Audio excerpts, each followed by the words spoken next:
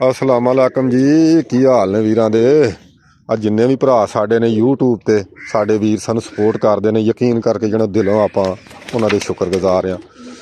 ਬਹੁਤ ਹੀ ਆਪਾਂ ਉਹਨਾਂ ਭਰਾਵਾਂ ਦੇ ਸ਼ੁਕਰਗੁਜ਼ਾਰ ਆ ਕਿ ਆ ਸ਼ੌਕ ਕਰੋ। ਇਹ ਕਬੂਤਰ ਮੇਰੇ ਆਪਣੇ ਜ਼ਾਤੀ ਨੇ, ਠੀਕ ਆ। ਭਰਾਵਾਂ ਦੇ ਸ਼ੌਕ ਵਾਸਤੇ ਲਾਏ ਨੇ, ਪੱਠੇ ਪੱਠੀਆਂ ਜਿਹੜੇ ਐਂਟਰੀਆਂ ਤੇ ਲੱਗੇ ਨੇ, ਗਇਆ ਕੇ ਘਰ ਲਿਆਂਦੇ ਨੇ। ਅੱਲਾ ਖੈਰ ਕਰੇ।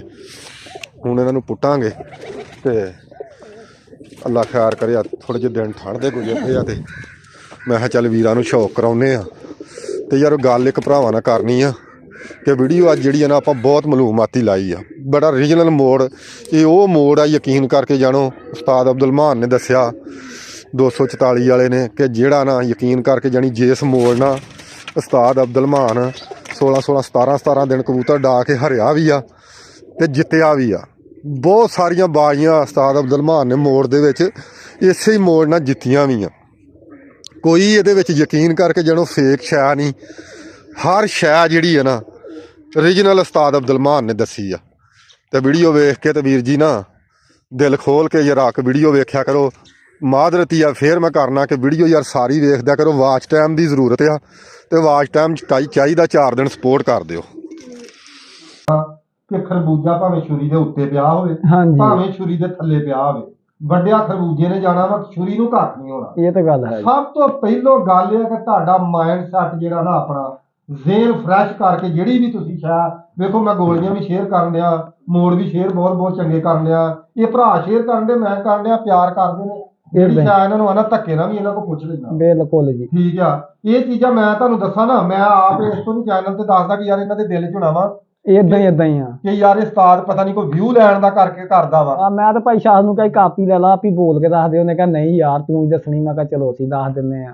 ਤੇ ਮੈਂ ਤੁਹਾਨੂੰ ਇਹ ਗੱਲ ਦੱਸਣੀ ਚਾਹੁੰਦਾ ਕਿ ਵੀਰ ਜੀ, ਜਿਹੜੇ ਤੁਸੀਂ ਆ ਵਪਾਰੀਆਂ ਦੇ ਕੋਲੋਂ ਫਸੇ ਜਾਂਦੇ ਜੋ ਨਾ, ਫੋਨ ਕਰਕੇ ਬੰਦੇ ਭਾਈ ਮਾਂ ਨੇ, ਮੈਂ ਦੱਸਾਂ ਅੱਲਾ ਦੀ ਕਸਮ ਚੈਨਲ ਕਿਉਂ ਬਣਾਇਆ।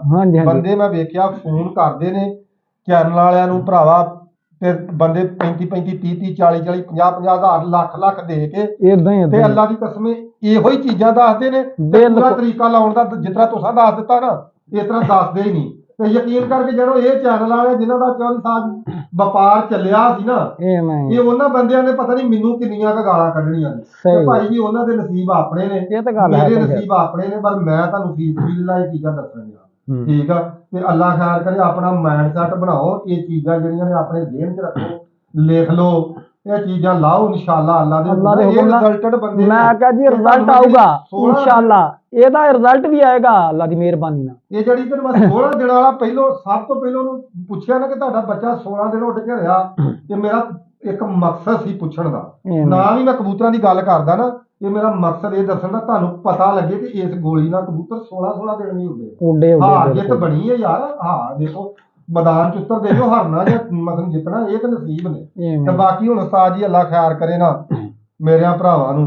ਰਹੀ ਗੱਲ ਅੱਗੋਂ ਪਿੱਛੋਂ ਜਿਹੜਾ ਨਾ ਜੋੜ ਜੋ ਪਿਛਲੇ ਮੋੜ ਨੂੰ ਵੀ। ਹਾਂਜੀ ਹਾਂ, ਅੱਲਾ ਖੈਰ ਕਰੇ ਵੀਰ ਜੀ, ਇਨਸ਼ਾਅੱਲਾ ਅੱਲਾ ਖੈਰ ਕਰੇ। ਉਸਤਾਦ ਇੱਕ ਖੇਡ ਜਿਹੜੀ ਦੱਸਣੀ ਹੈ ਨਾ, ਮੇਰੀ ਗੱਲ ਸੁਣ ਲਓ, ਏਡੀ ਸੌਖੀ ਨਹੀਂ ਇਹ ਦੱਸਣੀ। ਦੇਣਾ ਅਗਲੇ ਨੂੰ ਕਲੇਜਾ ਹੀ ਕੱਢ ਕੇ ਹੁੰਦਾ ਆਪਣਾ।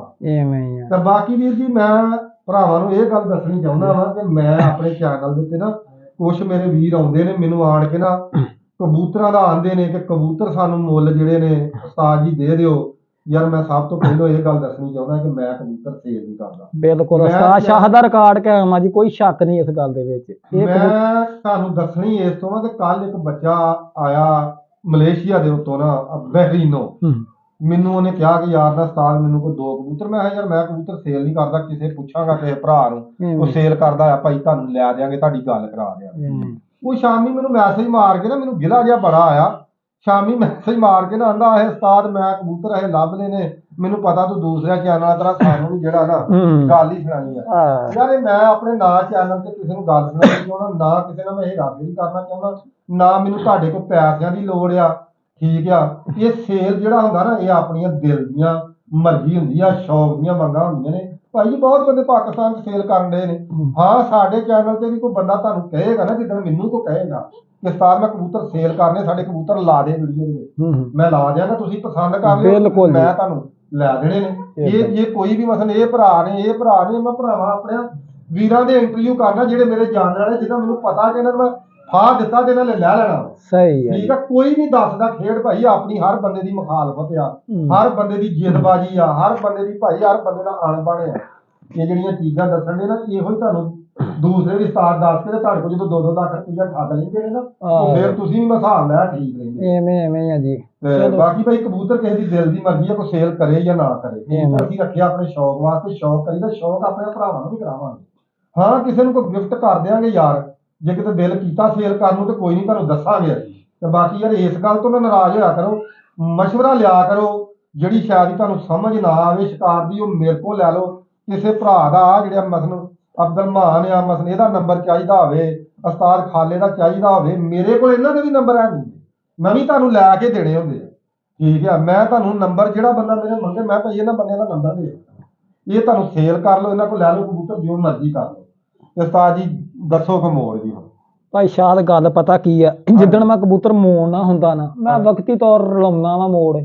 ਮੇਰੀ ਇੱਕ ਗੱਲ ਸੁਣ ਲਓ, ਮੇਰੀ ਵੀ ਸੁਣੋ। ਮੈਂ ਆਪਣੇ ਅੰਦਾਜ਼ੇ ਨਾਲ ਜਿਹੜੀ ਮਕਦਾਰ ਆ ਨਾ, ਕੋਈ ਲੰਮਾ ਚੌੜਾ ਨਹੀਂ, ਮੈਂ ਇੰਨਾ ਕੁ ਬਣਾਉਣਾ ਹੁੰਦਾ, ਉਹਦੇ ਅੰਦਾਜ਼ੇ ਨਾਲ ਤੁਹਾਨੂੰ ਦੱਸ ਦਿੰਦਾ ਵਾ। ਜਿੰਨੇ ਤੋਂ ਡਾਉਣਾ ਜਿੱਥੇ ਪਿਆ ਉੱਥੇ ਰੱਖ ਦੇਣਾ, ਫੇਰ ਦੁਬਾਰਾ ਰਲਾਉਣਾ ਵਾ। ਜਿਹੜੀਆਂ ਦੇਖੋ ਜਿਹੜੀਆਂ ਤੁਸੀਂ ਚੀਜ਼ਾਂ ਪਾਉਂਦੇ ਹੋ ਨਾ, ਹਾਂਜੀ, ਉਹ ਪਾ ਕੇ ਜਿਸ ਤਰ੍ਹਾਂ ਲਾਓ, ਇਹ ਮੇਰੇ ਭਰਾਵਾਂ ਨੂੰ ਪੂਰਾ ਤਰੀਕਾ ਵੀ ਯਾਰ ਮੈਂ ਪਤਾ ਕੀ ਗੱਲ ਆ, ਤੋਲਣ ਤੋਂ ਬਗੈਰ ਜਿਹੜੀ ਮਕਦਾਰ ਆ ਸਹੀ, ਮੈਂ ਉਹ ਦੱਸਦਾ ਵੀ ਮਾਸ਼ਾ ਮੂਸ਼ਾ ਚ ਮੈਂ ਨਹੀਂ ਕੀਤਾ, ਐਵੇਂ ਗਲਤ ਬਿਆਨੀ ਕਰਾਂ। ਨਹੀਂ ਸਹੀ ਆ, ਉਹਦੇ ਚ ਨਾ ਐਵੇਂ ਬੰਦੇ ਗਲਤ ਕਰ ਲੈਣ, ਵੱਧ ਘੱਟ ਕਰ ਲੈਣ, ਉਹਦਾ ਫਾਇਦਾ ਕੋਈ ਉਹ ਆਪੇ ਮਕਦਾਰ ਬਣਾ। ਲੇਕਿਨ ਮਾਨ ਮੈਂ ਦੱਸਾਂ ਕੀ ਗੱਲ ਆ ਨਾ, ਮੈਂ ਤੈਨੂੰ ਇਹ ਗੱਲ ਕਸਮ ਖਾ ਕੇ ਗੱਲ ਆ ਨਾ, ਨਹੀਂ ਹੋਈ ਇਲਮ ਘਟਦਾ ਦੱਸਣ ਦਾ।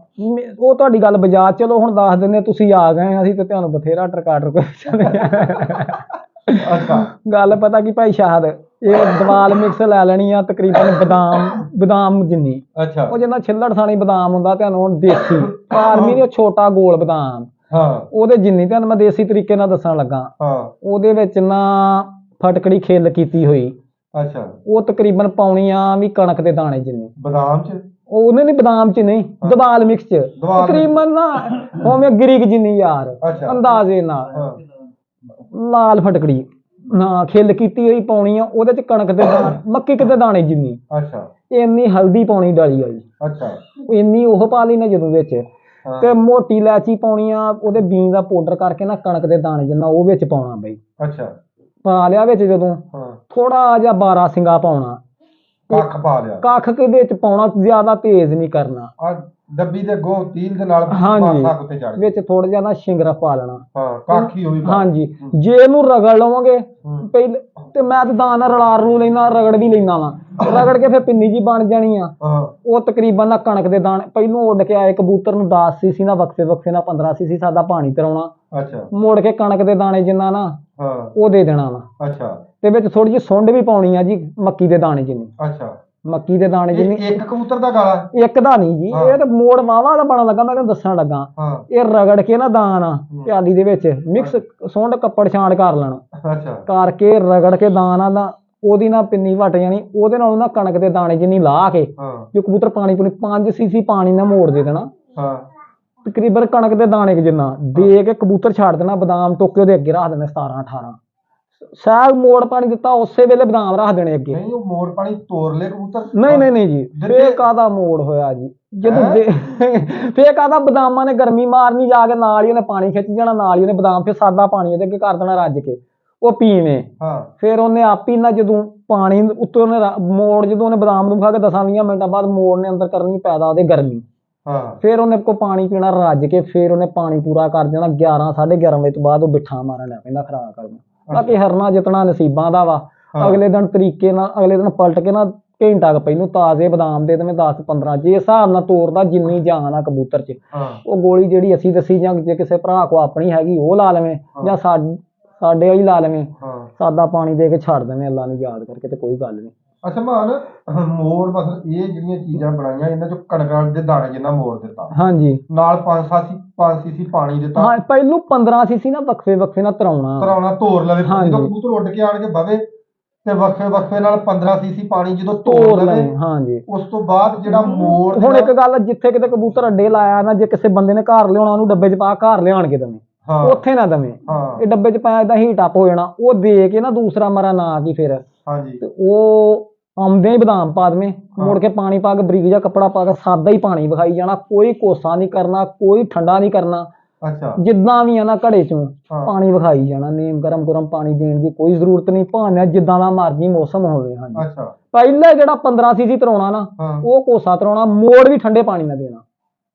ਅੱਛਾ ਜਿਹੜਾ ਪਹਿਲਾ ਪਾਣੀ ਤਰਾਉਣਾ ਉਹ 15 ਸੀਸੀ ਉਹ ਬਕਸੇ ਵਿੱਚ ਉਹ ਕੋਸਾ, ਕਿਉਂਕਿ ਕਬੂਤਰ ਉੱਡ ਕੇ ਆਇਆ ਹੁੰਦਾ। ਅੱਛਾ ਉਹ ਤੇ ਅੰਦਰੋਂ ਏਦਾਂ ਸੁੱਕਾ ਹੁੰਦਾ, ਜੇ ਅਗਰ ਠੰਡਾ ਪਾਣੀ ਦਾ ਉਹਦਾ ਨੁਕਸਾਨ ਆ। ਹਾਂ ਇਹ ਬੰਦਿਆਂ ਨੇ ਕਿਤੇ ਉਲਟ ਨਾ ਗੱਲ ਆ ਜਾਣੀ, ਕਿੱਡਾ ਕੁ ਸਾਦ ਆ ਜਿਹੜਾ ਠੰਡੇ ਦਵਾਈ ਜਾਂਦਾ। ਅੱਛਾ ਅੱਛਾ ਆਹ ਸਹੀ ਹੈ। ਨਹੀਂ ਵਿੱਚ ਵਿੱਚ ਬੰਦੇ ਨੁਕਸ ਵੀ ਕੱਢਦੇ, ਉਹ ਵੀ ਕੱਢਦੇ ਅੱਲਾ ਦੀ ਮਿਹਰਬਾਨੀ ਨਾਲ, ਜਿਨ੍ਹਾਂ ਨੇ ਸਾਡੇ ਰੰਗ ਵੀ ਵੇਖੇ ਆ।